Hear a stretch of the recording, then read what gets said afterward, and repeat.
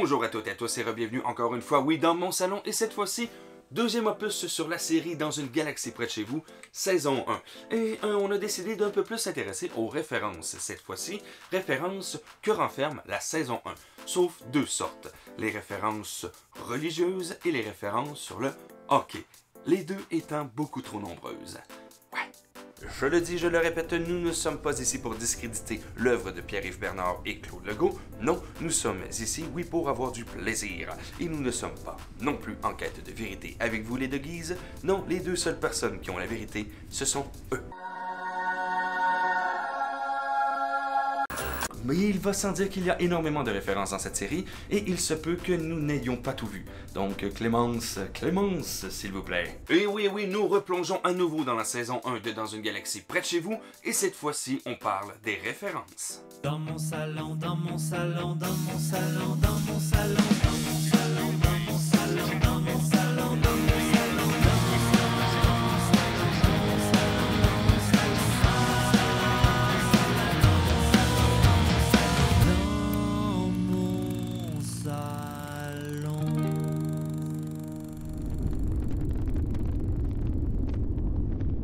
Saison 1, épisode 1, Attendez-nous pas pour souper. Nous pouvons entendre probablement une belle référence à une farce de François Pérusse, ici. Station Vitale Zulu 7, ici Charles Patnaud, capitaine du Romano Fafard.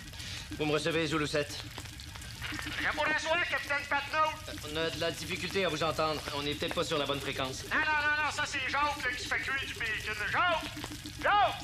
Ça peut pas attendre 2 minutes, là? Bon, c'est vite. Et voici la blague de François Pérusse se présente dans le tome 2. On prend un autre appel, bonjour. Oui, moi, ma blonde... Oui? Ben voyons, accouche. Excusez, là. Denis? Ferme donc la tondeuse dans le garage, là. Nous disions donc? Ouais, moi, c'est ma blonde... Autre référence qui en est une en fait du futur du passé. Lors du discours du capitaine à la fin de l'émission, il dit ceci. Si vous perdez espoir, sortez de vos maisons et regardez là-haut dans la nuit étoilée. Et dites-vous que l'équipage du Romano Fafard est là, cherchant une nouvelle planète où nous pourrons tous déménager quelque part, dans une galaxie près de chez vous. À toutes celles et ceux qui ont vu le premier film, ceci devrait vous sonner des cloches, car lors de la première scène, c'est exactement ça qu'il se passe. S'ils sont encore vivants, pourvu qu'ils soient encore vivants.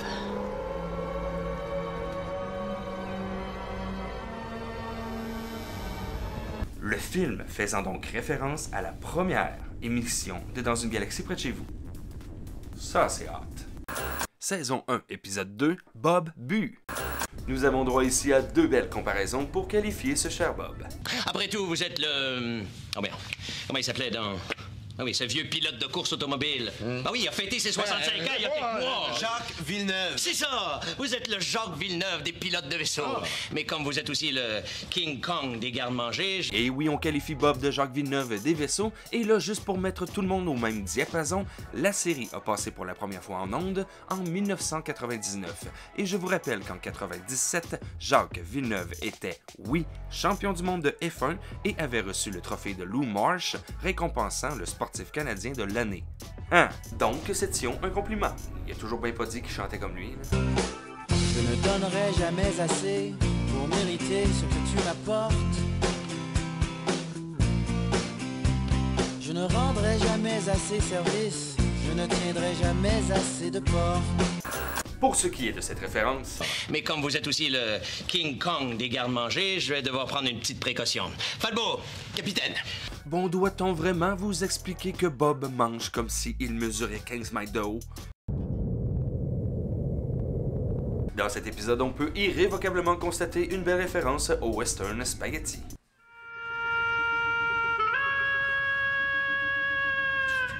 Magnifique intertextualité, tout y est. Harmonica, la musique, le cadrage, le zoom sur son visage et la balayeuse en guise de fusil. Saison 1, épisode 3, Tout feu, tout flamme. Petite folie que je me permets ici, non, le titre de l'épisode ne fait pas référence au personnage dont je vais vous parler, mais j'avais envie de vous parler de ce personnage. C'est-à-dire Tout feu, tout flamme dans La Princesse Astronaute. Tout le monde avait oublié ce show-là, sauf moi.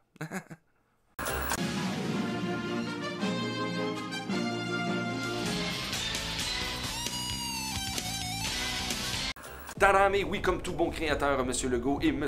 Bernard ont été influencés par plusieurs œuvres de science-fiction, dont Star Trek. Et il y a donc, oui, intertextualité entre les scénarios de plusieurs épisodes de Star Trek et plusieurs épisodes de Dans une galaxie près de chez vous. Même si on n'est pas des Trekkies chevronnés et passionnés, on en a quand même découvert quelques-unes. Peut-être ou pas, je sais pas. Voici un exemple.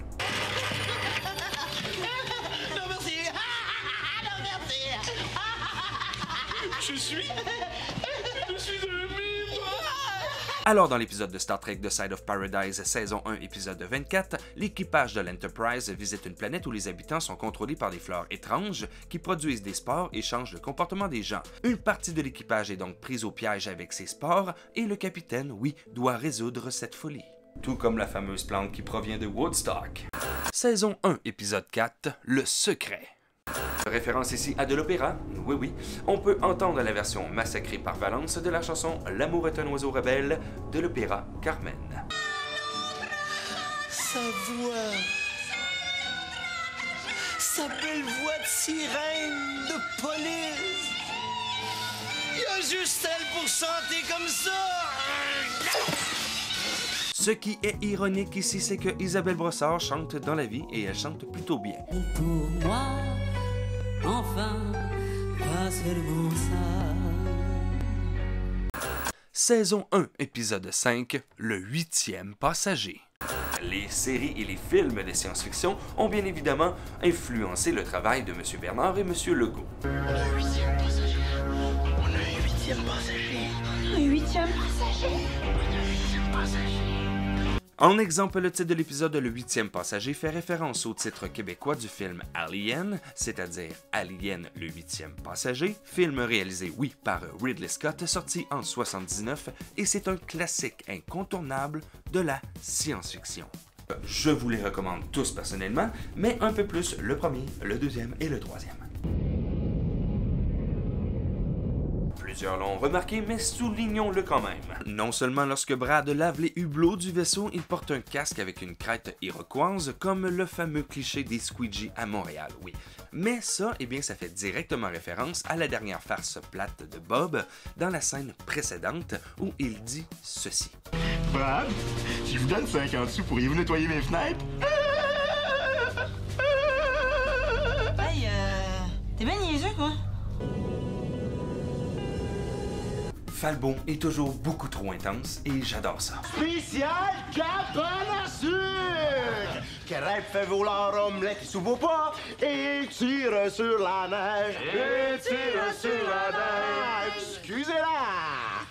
Non seulement dans cet épisode, Falbon nous montre son amour pour les traditions, mais il est aussi clairement habillé en patriote.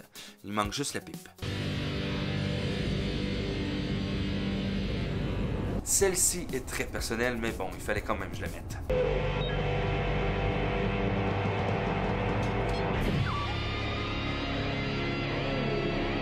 Bien, ce petit moment, ça m'a toujours fait penser à la scène du restaurant dans Ghostbusters 1.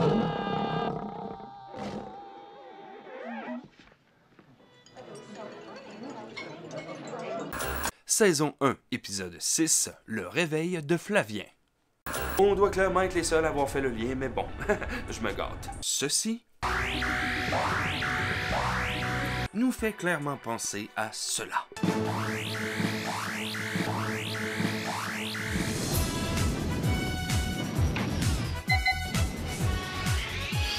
Hein? Hein? À vous? Hein? Non? Non? Non? Non? Je suis vieux? Allez, jouer ailleurs. Saison 1, épisode 7, La liste. Qui dit humour dit souvent parodie. Il est très difficile de faire une émission satirique et comique sans faire de petits détournements de produits, comme ici. Oui. Très belle référence à Ikea. Oui. Une farce, c'est bien. Mais 2 fois la même à 2 saisons d'intervalle, c'est encore mieux. Votre enveloppe. Tu es si belle dans ta petite camisole rose. Tu sens bon les fleurs, le miel.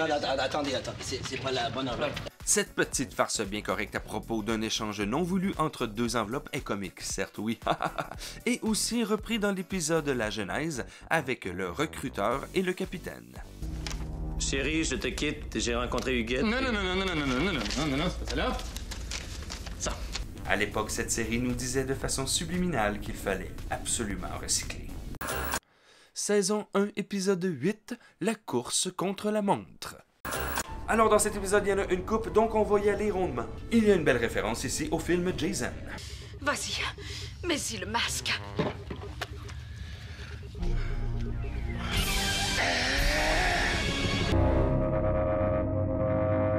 People want to forget this was Crystal Lake.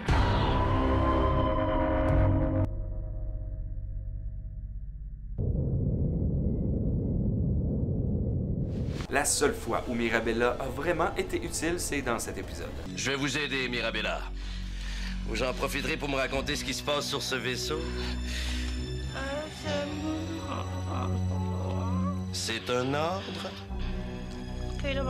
By the way, le fait que le capitaine aide Mirabella durant son intervention chirurgicale fait probablement référence au docteur Evan O'Neill Kane, qui va s'auto-opérer de l'appendice le 15 février 1921. Oui. Et c'est même pas une joke, les gens sont fous. Parfois, oui, dans la série, il y a des moments un peu creepy. En v'là un.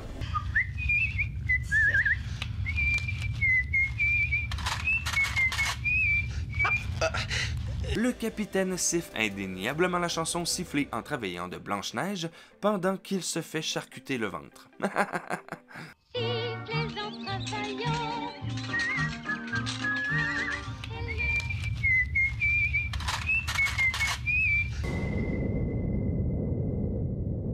Très difficile d'utiliser un objet de tous les jours sans faire de fausses pubs. Vous avez passé la brosse à dents et la soie dentaire. Maintenant, j'aimerais que vous gargarisiez le plancher. Eh oui, c'est dommage, mais ça, c'est une bouteille de Scope. Même si vous enlevez l'étiquette, tout le monde sait que c'est des bouteilles de Scope qui étaient comme ça. Mais bon, à mes souvenances, à part le sac de Ziploc et ça, eh bien, c'est la seule fois que ça arrive.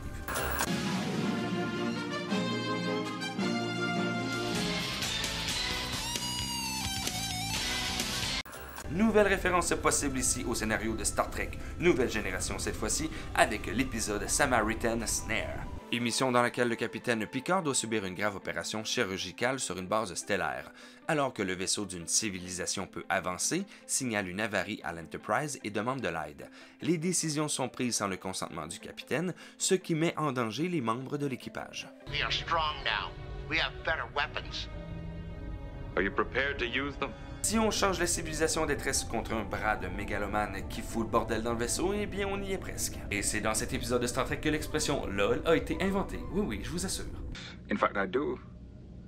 Actually remember that I laughed out loud. Laughed out loud. Laughed out loud. Hein? Boum. Saison 1, épisode 9, le virus.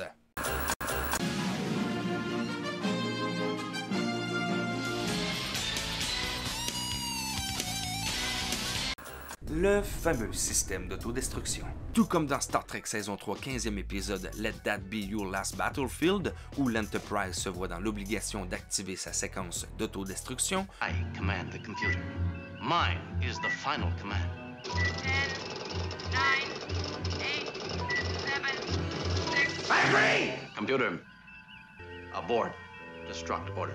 Le Romano Fafard y a droit à 2 fois. Ici, dans cet épisode, où c'est une vraie alarme. Pour une partie des documents, c'est la destruction totale. Destruction totale. Destruction totale. Attention, attention. Vous avez enclenché la manœuvre d'autodestruction du Romano Fafard. Et une pas vraie alarme dans la saison 3, épisode 3, au Vegas.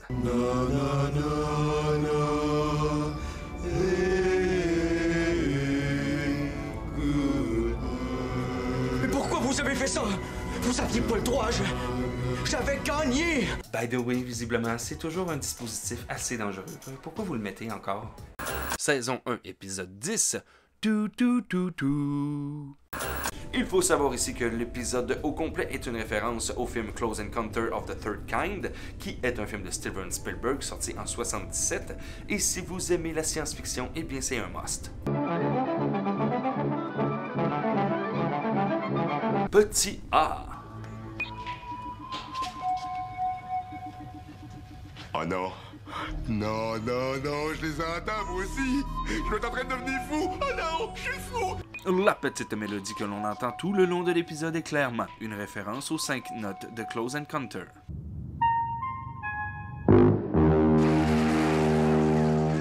Petit B. Ce que j'ai fait, c'est que j'ai branché mon clavier au haut-parleur qui est sur la carlingue.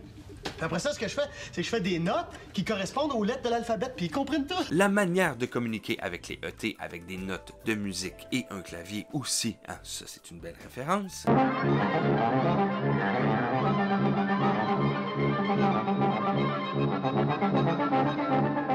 Et bon, qui dit extraterrestre dit possession.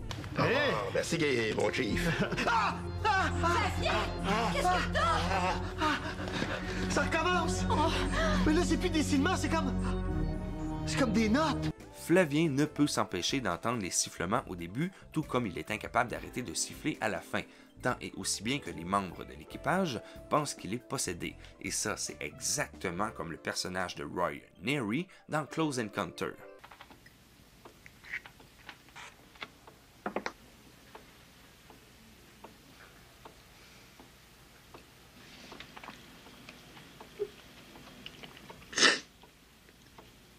Et oui, pour ceux qui n'avaient jamais compris la référence des Simpsons avec le château de patates, c'est ça. Saison 1, épisode 11, le procès. Visiblement, c'est soit Bernard ou Legault qui sont vraiment fans de Blanche-Neige, ou c'est Guy Jodoin qui adore ce film. Parce que oui, encore là, ici, le capitaine siffler en travaillant de Blanche-Neige. Ouais, là, il y a un problème, là.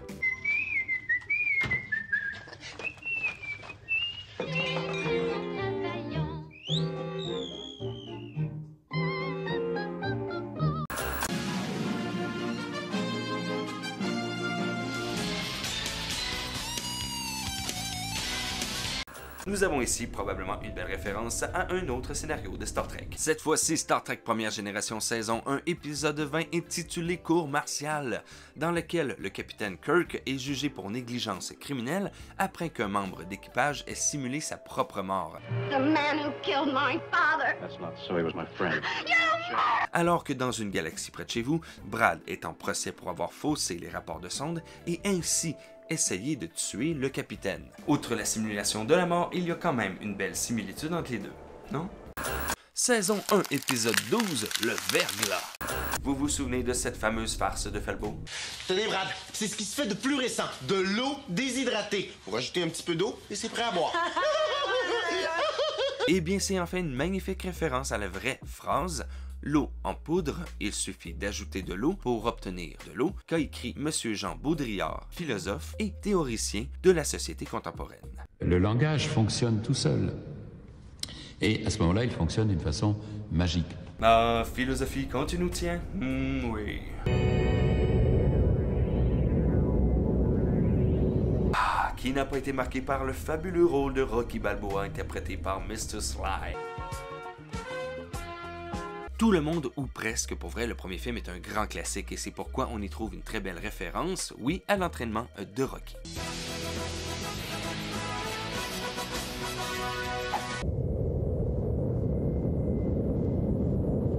Ah, Spaceball de Mel Brooks, un autre grand classique de la comédie de science-fiction. 9, 8, ah ouais, maudit vaisseau, il s'en ramasse! 6, 5... Aïe, aïe, qu'est-ce qui s'est passé avec le 7? OK... 7, 6... On n'est pas sûr à 100% que c'est voulu, mais très probablement, ici, on peut constater une petite référence au film Spaceball de Mel Brooks. Counting down. 10, 9, 8, 6... 6! What happened to 7? Just kidding. Et en plus, c'est le même chiffre qui saute, donc d'après moi, c'est pas mal une référence. Saison 1, épisode 13, Capitaine d'un jour, ou d'une nuit. Pour ceci, c'est probablement pas une référence, c'est un gag vieux comme le monde, mais il fallait qu'on la mette. Brad, vous êtes pas armé. Ah non, non, non, non, non, non, non, non, non, non.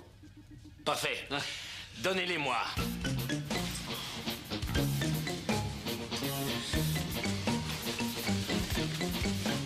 Mais pour notre part, cette petite passe-là, ça nous a toujours fait penser au film Le Masque. I've never seen those before in my life. Bazooka? I have a permit for that. Pour la dernière référence de cette saison, on y va avec une belle. Avis à tous les matricules. Le capitaine Brad voit tout. Il entend tout. Il sait tout. Ce fameux petit discours de Brad est clairement une référence au film 1984 de Michael Redford, faisant donc aussi référence au livre 1984 de George Orwell. This is no longer war. This is cold-blooded murder. Et doit-on vraiment souligner le fait que Brad fait son petit Adolphe? Non? Ben, c'est déjà fait, hein? Et oui, malheureusement, amis Doggy, c'est bel et bien ce qui conclut cette deuxième partie de l'analyse de la saison 1 de Dans une galaxie près de chez vous. Nous espérons donc que vous avez apprécié cet opus, et si tel est le cas, bien vous pouvez toujours l'indiquer grâce au fameux pouce bleu. Vous pouvez aussi vous abonner tout en clochettant votre geste, et notre page Facebook est toujours bien vivante. Et si nous avons oublié une référence, eh bien honte à nous, mais vous pouvez toujours nous la partager, absolument. Membres de la communauté et très chers Doggies, nous vous disons donc oui à très bientôt dans mon salon.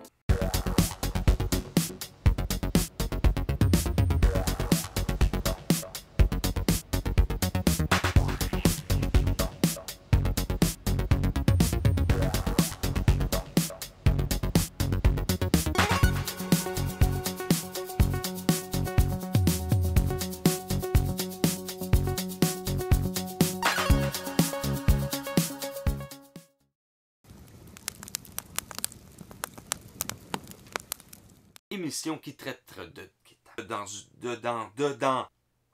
où l'on analyse, ça se peut-tu faire un de phrase que je peux dire? Bonjour à côté cette nouvelle, je pense à d'autres choses. Aussi, deuxième, aux références qui renferment. Bonjour à tous.